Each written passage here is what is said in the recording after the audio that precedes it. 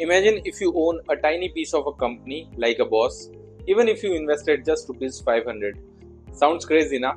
That's exactly how the stock market works. But behind all the scenes and charts and numbers, there is a real system, real numbers and real money moving in every seconds. Let's break it down in a simple way.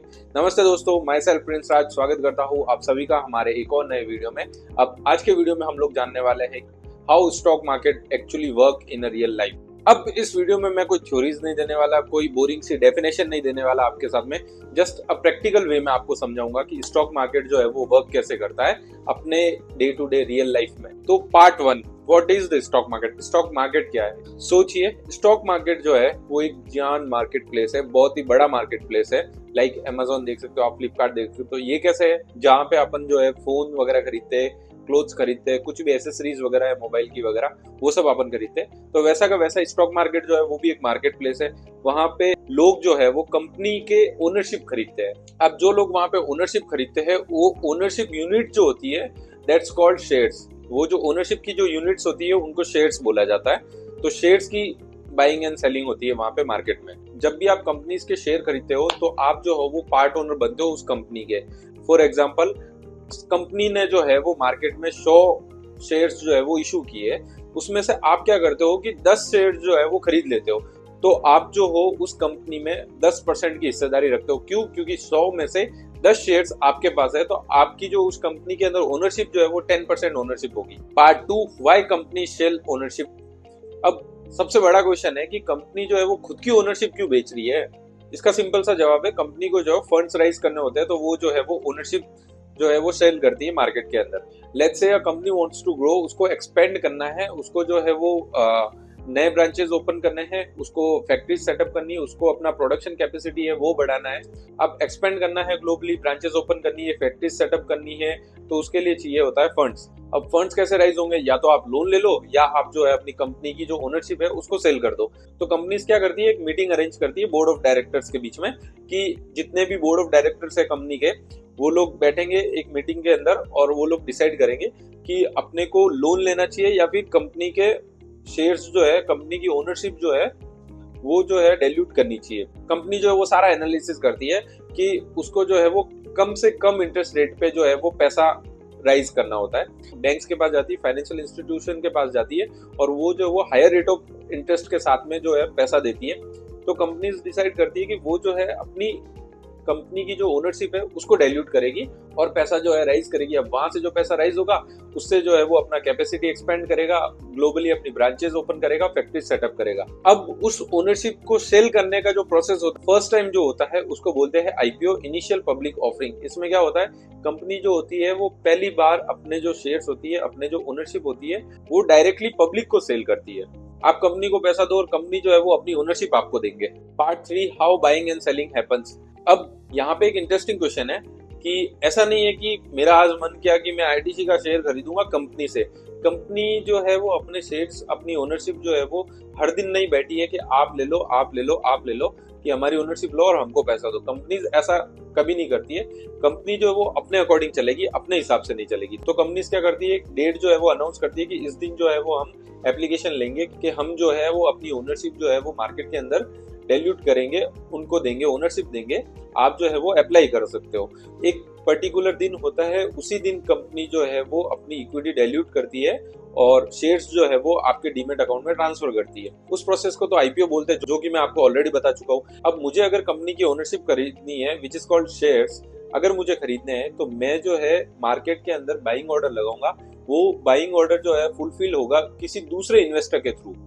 Like first time जब company ने issue किया था अपने shares, उस time person ए ने खरीद लिए थे उसके शेयर्स। अब पर्सन ए जो है वो चाहता है कि मैं मार्केट के अंदर मेरे शेयर्स जो है वो कंपनी की ओनरशिप जो है वो बेचना चाहता हूँ और मुझे अगर खरीदनी है, मैं जो है वो बाइंग ऑर्डर लगाऊंगा और पर्सन ए जो है वो अपना सेलिंग ऑर्डर लगाएगा।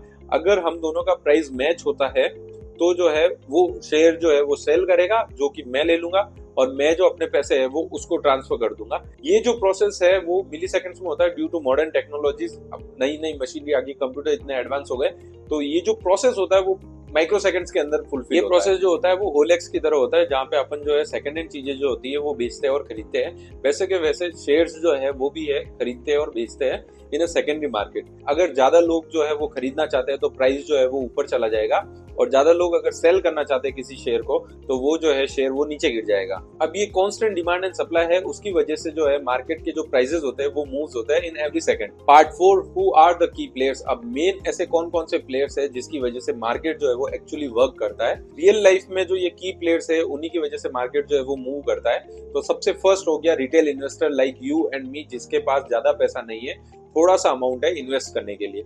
सेकंड आ गया अपना इंस्टीट्यूशनल इन्वेस्टर्स, बड़े बड़े हेज फंड्स हो गए, बैंक्स हो गई, म्यूचुअल फंड्स हो गए, जिनके पास बहुत सारा फंड्स है इन्वेस्ट करने के लिए किसी मार्केट के अंदर लगाने। बड़े बड़े म्यूचुअल फंड्स, बैंक्स वगैरह होते हैं, वो अपनी जब पोजीशन क्रिएट करते हैं तभी जो स्टॉक के प्राइसेस जो होते हैं मूव्स होते हैं। क्यों? क्योंकि कहीं पे अगर बड़ा पैसा लग रहा है तो ऑब्वियसली बात है कि उन्होंने अपना पूरा का पूरा रिसर्च किया होगा, पूरा का पूरा एनालिसिस किया होगा, फंडामेंटल, टेक्निकल, सब सारे के सारे पैरामीटर्स वगैरह चेक किए होंगे, उसके बाद उस स्टॉक के अंदर, पर्टिकुलर स्टॉक के अंदर जो है उन्होंने इन्वेस्ट किया होगा।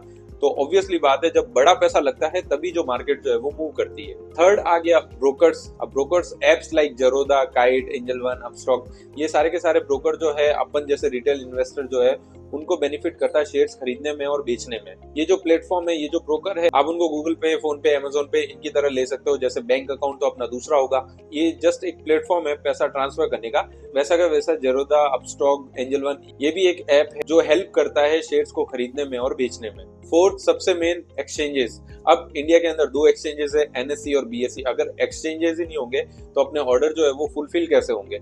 एक्सचेंज जो होता है वहीं पे ट्रेडिंग परफॉर्म होती है। अब ट्रेडिंग परफॉर्म होती है किन के थ्रू? ब्रोकर्स के थ्रू।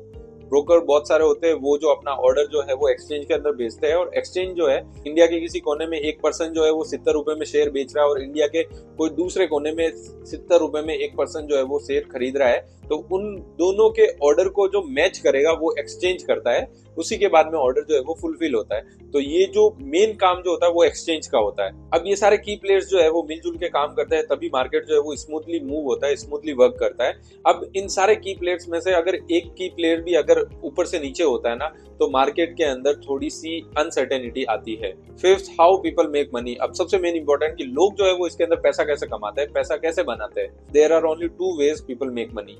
2 तरीके हैं जिससे लोग जो है वो इसमें पैसा बनाते हैं। फर्स्ट तो हो गया कैपिटल एप्रिसिएशन।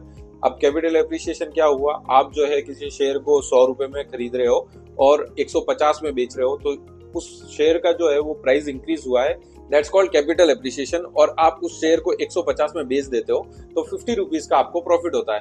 बैड सिनेरियो क्या हो गया?